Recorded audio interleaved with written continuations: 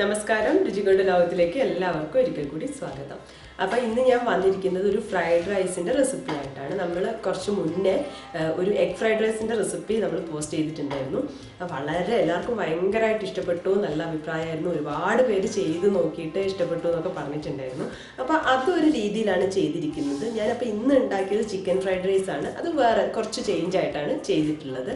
അപ്പോൾ നിങ്ങൾക്ക് രണ്ടും കണ്ടു നോക്കിയിട്ട് ഏതാണ് എളുപ്പം ഏതാണ് ഇഷ്ടം എന്നൊക്കെ നോക്കിയിട്ട് ഉണ്ടാക്കാമല്ലോ. അതുകൊണ്ടാണ് ഞാനൊന്ന് മാറ്റിയിട്ട് ഇതുണ്ടാക്കിയിരിക്കുന്നത്. അപ്പം ഇതിൽ തന്നെ ഞാൻ ചിക്കൻ എന്ന് പറയുമ്പോൾ ഫ്രൈ ചെയ്തെടുത്തിട്ടാണ് ചെയ്തിരിക്കുന്നത്. അപ്പം നിങ്ങൾക്ക് വേണമെന്നുണ്ടെങ്കിൽ അത് വേവിച്ചെടുത്തിട്ട് ഉപ്പും കുരുമുളകും മാത്രം ചേർത്ത് ഒന്ന് വേവിച്ചിട്ട് വേണമെങ്കിൽ നിങ്ങൾക്ക് ചെയ്യാൻ പറ്റും. അതും ടേസ്റ്റ് ഉള്ളതാണ്. അപ്പോൾ നിങ്ങൾ എന്തായാലും ഒന്ന് ചെയ്ത് നോക്കുക. നിങ്ങൾക്ക് വേണമെന്നുണ്ടെങ്കിൽ എഗ് ഫ്രൈഡ് റൈസിൻ്റെ റെസിപ്പി വേണമെന്നുണ്ടെങ്കിൽ ഞാൻ ഡിസ്ക്രിപ്ഷൻ ബോക്സിൽ അതിൻ്റെ ലിങ്കോ അല്ലെങ്കിൽ ഐ കാർഡിലോ കൊടുക്കാം. നിങ്ങളൊന്ന് ചെക്ക് ചെയ്ത് നോക്കാം. അതുപോലെ തന്നെ ഒരുപാട് റൈസിൻ്റെ റെസിപ്പീസ് ചെയ്തിട്ടുണ്ട്, ബിരിയാണി ആയാലും അതുപോലെ ഒരുപാട് ചെയ്തിട്ടുണ്ട്. അപ്പോൾ അതൊക്കെ ഒന്ന് നിങ്ങൾ കണ്ടു നോക്കുക. ഇഷ്ടപ്പെട്ടാൽ ഷെയർ ചെയ്യാൻ മറക്കരുത്. അപ്പോൾ നമ്മുടെ ചിക്കൻ ഫ്രൈഡ് റൈസ് എങ്ങനെയാണ് ഉണ്ടാക്കുക എന്നുള്ളത് നമുക്കൊന്ന് കണ്ടുവരാം.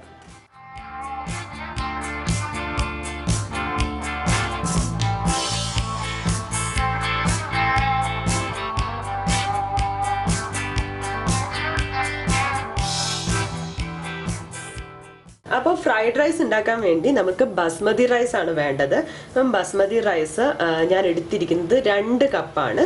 2 കപ്പ് ബസ്മതി ഏതെങ്കിലും നല്ലൊരു ബ്രാൻഡിൻ്റെ തന്നെ. ഞാനിപ്പോൾ ഇവിടെ എടുത്തിരിക്കുന്നത് ഇന്ത്യ ഗേറ്റിൻ്റെ ആണ്. അപ്പോൾ അത് കഴുകി വെച്ചിട്ടുണ്ട്.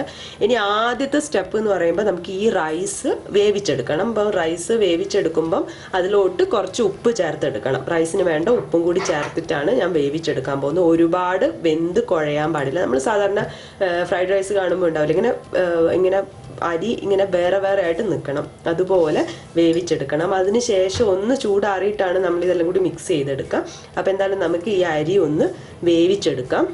അപ്പോൾ ഇതിൻ്റെ മെയിനായിട്ടുള്ള ഇൻഗ്രീഡിയൻസ് എന്ന് പറഞ്ഞു കഴിയുമ്പം നമ്മൾ ചിക്കൻ ഫ്രൈഡ് റൈസ് ആണല്ലോ. അപ്പോൾ ചിക്കൻ വേണം. അപ്പോൾ ഞാനിപ്പം പല തരത്തിൽ ഞാൻ ചിക്കൻ ഫ്രൈ ചെയ്തിട്ടാണ് ചെയ്യുന്നത്. അപ്പം ബോൺലെസ് പീസ് എടുത്തിട്ട് ഇങ്ങനെ ചെറുതായിട്ട് കട്ട് ചെയ്ത് വെച്ചു.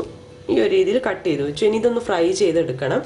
അത് നമ്മളൊരു ചിക്കൻ്റെ ഒക്കെ നമ്മുടെ ക്വാണ്ടിറ്റി എന്ന് പറയുമ്പോൾ നമ്മളെ ഇഷ്ടത്തിനനുസരിച്ച് ഞാനിപ്പോൾ ഏതാണ്ട് ഇങ്ങനെയുള്ള ഒരു ബൗളിൽ 1 കപ്പ് എടുത്തിട്ടുണ്ട്. ഈ ഒരു കപ്പിനാണ് അനുസരിച്ചാണ് വെജിറ്റബിൾസും എടുത്തിട്ടുള്ളത്. അപ്പോൾ നിങ്ങൾക്ക് വേണമെന്നുണ്ടെങ്കിൽ കൂടുതൽ ഉപയോഗിക്കാം. പിന്നെ അതുപോലെ 2 എഗ്ഗ് വേണം. കുറച്ചൊരു ഉപ്പ് ഇട്ടിട്ട് ബീറ്റ് ചെയ്ത് വെച്ചതാണ്. ഒരു മീഡിയം സൈസ് സവാള ചെറുതായിട്ട് അരിഞ്ഞു വെച്ചത്. അതുപോലെ ഒരു മീഡിയം വലുപ്പമുള്ള ക്യാരറ്റാണ്, അതും ഇങ്ങനെ ചെറുതായിട്ട് അരിഞ്ഞു വെച്ചത്. പിന്നെ ബീൻസ് എടുത്തിട്ടുണ്ട്. ഒരു 5-10 ബീൻസ്, ഒരു 10 എണ്ണം. അതും ഇത് അരിഞ്ഞു കഴിഞ്ഞപ്പോൾ ഏതാണ്ട് ഈ ഒരു കപ്പ് അളവിൽ തന്നെ വന്നിട്ടുണ്ട്. പിന്നെ ഒരു 2 ടീസ്പൂണോളം ഇത് ഗാർലിക്കാണ്, വെളുത്തുള്ളി അപ്പം ചെറുതായിട്ട് അരിഞ്ഞത്. പിന്നെ കുറച്ച് സ്പ്രിംഗ് ഓണിയൻ വേണം. സ്പ്രിംഗ് ഓണിയൻ എടുത്ത് ഇതേപോലെ അരിഞ്ഞു വെച്ചിട്ടുണ്ട്. അതിൻ്റെ കൂടെ ആവശ്യത്തിന് ഉപ്പ്, പിന്നെ കുരുമുളക് പൊടി വേണം. ഞാനിപ്പോൾ ഒരു 3 ടീസ്പൂൺ എടുത്ത് വെച്ചിട്ടുണ്ട്. അപ്പം നമുക്ക് നോക്കിയിട്ട് വേണമെന്നുണ്ടെങ്കിൽ കൂടുതലായിട്ട് ആഡ് ചെയ്ത് കൊടുക്കാം. അതുപോലെ തന്നെ റെഡ് ചില്ലി സോസ് യൂസ് ചെയ്യുന്നുണ്ട്. പിന്നെ സോയ സോസ് വേണം.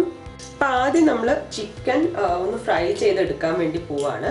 അപ്പം അതിന് വേണ്ടി ചിക്കനിലോട്ട് നമുക്ക് ആദ്യം കുറച്ച് സോയ സോസ് ചേർത്ത് കൊടുക്കാം. ഞാൻ 1 ടീസ്പൂൺ സോയ സോസ് ചേർത്ത് കൊടുക്കുകയാണ്. അതിൻ്റെ കൂടെ കുറച്ച് ഉപ്പ് കൂടി ചേർത്ത് കൊടുക്കാം. സോയാ സോസിൽ ഉപ്പുണ്ടാവുകൊണ്ട് കുറച്ച് മാത്രം ചേർത്ത് കൊടുത്താൽ മതി. എന്നിട്ട് ഇതൊന്ന് മിക്സ് ചെയ്ത് കൊടുക്കാം. ഇതിൻ്റെ കൂടെ ഒരു 1/2 ടീസ്പൂൺ കുരുമുളക് പൊടി കൂടി ചേർക്കുകയാണ്. ഇത് നമുക്ക് ഫ്രൈ ചെയ്തെടുക്കാം. അപ്പോൾ നമ്മൾ ചിക്കൻ ഫ്രൈ ചെയ്തെടുക്കാൻ പോവാണ്. അപ്പോൾ ഒരു പാനിലോട്ട് ഓയിൽ ഒഴിച്ചു കൊടുത്തിട്ടുണ്ട്. ഇനി നമുക്ക് ഫ്രൈ ചെയ്യാനുള്ള ചിക്കൻ ഇതിലോട്ട് ഇട്ട് കൊടുക്കാം.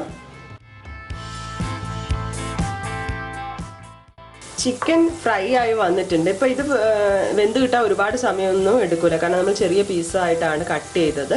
പിന്നെ ഓയിൽ ഫ്രൈ ചെയ്യാണല്ലോ. അപ്പോൾ ഒന്ന് കളറൊക്കെ ചേഞ്ച് ചെയ്ത് വെന്ത് വന്നിട്ടുണ്ട്. അപ്പം ഞാൻ ഇനി ഇത് വേറൊരു പ്ലേറ്റിലോട്ട് കോരി മാറ്റാൻ പോവാണ്.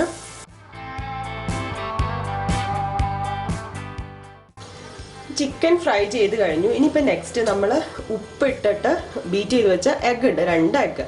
അപ്പോൾ അതൊന്ന് നമുക്ക് ഒന്ന് ഫ്രൈ ചെയ്തെടുക്കുകയാണ്. ഇതിപ്പോൾ രണ്ട് തരത്തിൽ ചെയ്യാം. ഞാനിപ്പോൾ സെപ്പറേറ്റ് ആയിട്ട് മുട്ട ഫ്രൈ ചെയ്തെടുക്കുകയാണ്.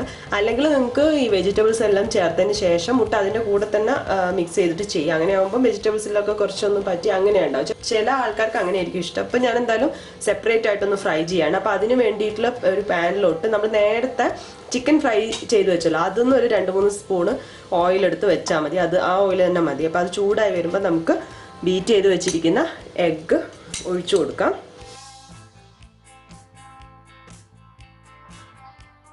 നേരത്തെ നമ്മൾ ചിക്കൻ ഫ്രൈ ചെയ്ത് വെച്ച ആ ഓയിൽ തന്നെ ചൂടാക്കിയിട്ട് അതിലോട്ട് ആദ്യം നമ്മൾ അരിഞ്ഞു വെച്ചിരിക്കുന്ന വെളുത്തുള്ളി ഇട്ട് കൊടുക്കുകയാണ്. വെളുത്തുള്ളി ഒന്ന് വാടി വരണം. അപ്പോൾ ഈ വെളുത്തുള്ളിയുടെ സ്മെല്ല് ഈ ഓയിലിലോട്ട് പിടിക്കുക. അതുകൊണ്ടാണ് വെളുത്തുള്ളി ആദ്യം ഇട്ട് കൊടുക്കുന്നത്. സവാള അരിഞ്ഞത് ഇട്ട് കൊടുക്കാം. ഫ്ലെയിം കൂട്ടി വെച്ച് ചെയ്യുന്നതാണ് നല്ലത്. ഇതിൻ്റെ കൂടെ തന്നെ ക്യാരറ്റ്, ബീൻസും ചേർക്കാം. കുറച്ച് ഉപ്പ് ഇട്ട് കൊടുക്കുകയാണ്. നമ്മൾ ചോറിൽ ഉപ്പിട്ടിട്ടുണ്ട്, അതുപോലെ ചിക്കനിലും മുട്ടയിലും ഒക്കെ ഉണ്ട്. അപ്പോൾ അതിനനുസരിച്ച് ഈ ഒരു വെജിറ്റബിളിന് വേണ്ട ഉപ്പ് മാത്രം ഇട്ട് കൊടുക്കുക. എന്നിട്ട് നന്നായിട്ടൊന്ന് വഴറ്റിയെടുക്കുകയാണ്. വഴറ്റി ഒരുപാട് വഴറ്റണ്ട, ഒന്ന് ജസ്റ്റ് ഒന്നായി വരാം, അത്രേ ഉള്ളൂ. ഇപ്പോൾ ഒരു 2 മിനിറ്റ് ഞാനൊന്ന് ജസ്റ്റ് ഒന്ന് വഴറ്റിയിട്ടുണ്ട്. ഇനി ഇതിലോട്ട് കുറച്ച് സ്പ്രിംഗ് ഓണിയൻ ഇട്ട് കൊടുക്കാം. കുറച്ച് നമുക്ക് അവസാനം ചേർക്കാം. കുറച്ച് ഇട്ട് കൊടുത്തു. കുറച്ച് സോയാ സോസ് ചേർത്ത് കൊടുക്കുകയാണ്. ഞാനൊരു 2 ടീസ്പൂൺ ചേർക്കുന്നുണ്ട്. അതുപോലെ കുറച്ച് 1 ടീസ്പൂണോളം കുരുമുളക് പൊടിയും കൂടി ഇപ്പം ചേർക്കുന്നുണ്ട്. എന്നിട്ട് ഒന്നും കൂടി മിക്സ് ചെയ്ത് കൊടുക്കാം.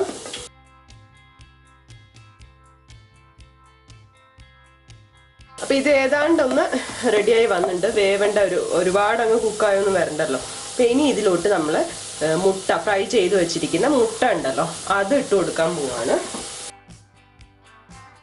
ഇങ്ങനെ ഉണ്ടാക്കിയിട്ടുണ്ടെങ്കിൽ ഇത് ഇങ്ങനെ സെപ്പറേറ്റ് ആയിട്ട് നിൽക്കും.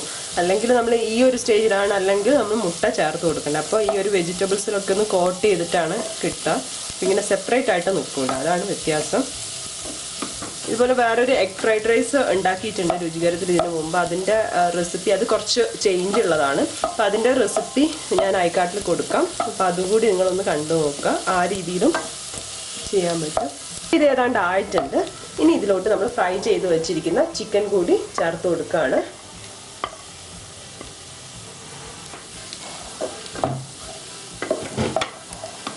ഇതിപ്പോൾ ഇനി ഒന്നും ചെയ്യേണ്ട ആവശ്യമില്ല, ചിക്കൻ ഓൾറെഡി ഫ്രൈഡ് ആണല്ലോ.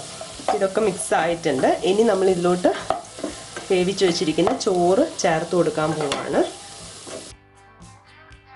നമ്മൾ ഫ്രൈഡ് റൈസ് ഉണ്ടാക്കുമ്പോൾ എപ്പോഴും നമ്മളിപ്പോൾ 2 കപ്പ് എന്നൊക്കെ പറയുന്നുണ്ടെങ്കിലും ചിലപ്പോൾ ചോറ് കൂടുതലാണെന്ന് തോന്നിയിട്ടുണ്ടെങ്കിൽ അത്ര ഇടണം എന്നില്ല കേട്ടോ.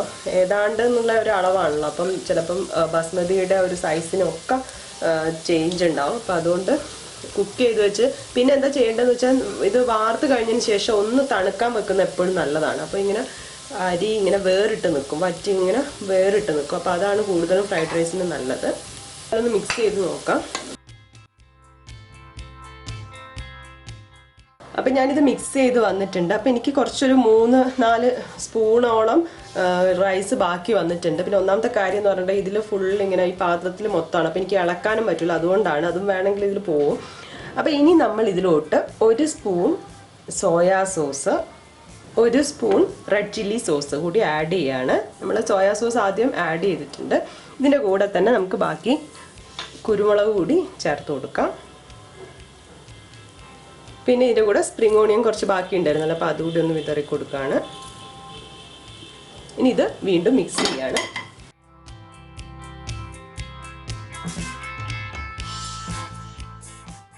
അപ്പോൾ നന്നായിട്ട് മിക്സ് ആയിട്ടുണ്ട്. ഫ്രൈഡ് റൈസ് ഇവിടെ റെഡി ആയിട്ടുണ്ട്. ഇതിൻ്റെ അവസാനം നമുക്ക് വേണമെന്നുണ്ടെങ്കിൽ 1 സ്പൂണ് പഞ്ചസാര കൂടി ചേർക്കാം. പഞ്ചസാര ചേർത്ത് കഴിഞ്ഞിട്ട് ടേസ്റ്റ് എല്ലാം കൂടി ഒന്ന് ബാലൻസ് ആയി വരാൻ വേണ്ടിയിട്ടാണ്. ഞാനിപ്പോൾ ചേർക്കുന്നൊന്നുമില്ല. അപ്പം നമുക്കിനി ഇത് സർവിങ് ഡിഷിലോട്ട് മാറ്റാം ഈ സ്റ്റവ് ഓഫ് ചെയ്തതിന് ശേഷം. അങ്ങനെ നമ്മുടെ ഫ്രൈഡ് റൈസ് ഇവിടെ റെഡി ആയിട്ടുണ്ട്. നിങ്ങൾ കണ്ടല്ലോ, ഞാൻ ഫ്രൈ ചെയ്താണ് എടുത്തിരിക്കുന്നത്. അപ്പോൾ സോസൊക്കെ ചേർത്തിട്ടാണ് ഫ്രൈ ചെയ്തിരിക്കുന്നത്. അപ്പോൾ ആ ഫ്രൈ ചെയ്ത് വരുമ്പോൾ തന്നെ നമുക്കൊരു ചൈനീസ് സ്മെല്ലൊക്കെ വന്നു തുടങ്ങും. വളരെ ഒരുപാട് സമയമൊന്നും ആവശ്യമില്ല. നമുക്ക് രാവിലെയൊക്കെ, അതായത് കുട്ടികൾക്ക് ലഞ്ച് ബോക്സിലൊക്കെ കൊടുത്ത് വിടണം എന്നുണ്ടെങ്കിൽ തലേ ദിവസം തന്നെ റൈസ് ഒന്ന് കുക്ക് ചെയ്തിട്ട് ഫ്രിഡ്ജിൽ വെച്ചാൽ മതി. അപ്പോൾ ഈ ചൂട് മാറിയിട്ട് റൈസ് മിക്സ് ചെയ്യുമ്പോഴാണ് ഏറ്റവും നല്ലതെന്ന് തന്നെ പറയാം. അപ്പോൾ എന്തായാലും എല്ലാവർക്കും ഇഷ്ടപ്പെടും. നിങ്ങൾ ട്രൈ ചെയ്ത് നോക്കുക. എന്നിട്ട് എങ്ങനെയുണ്ടെന്ന് തന്നെ കമൻസ് ആയിട്ട് അറിയിക്കുക. അടുത്ത റെസിപ്പിയുമായി കാണുന്നവരെ ബൈ.